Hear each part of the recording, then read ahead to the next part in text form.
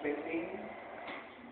Kaya kung may timber design service, we have the shearing of the timber material. Okay, painting parallel or perpendicular to the grain or shear. And so on. Ito naman sa color block na yun. Yes. So, pwede mong lagyan ito ng hollow block.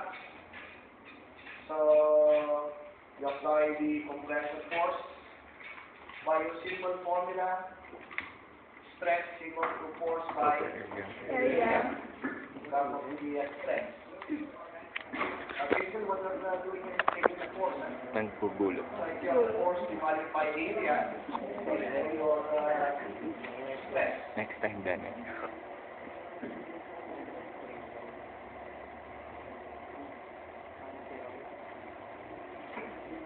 Probably one reminder why you do this thing. Probably why you start with stress of material. Probably you remember that we're trying to speak of the strength of the material. And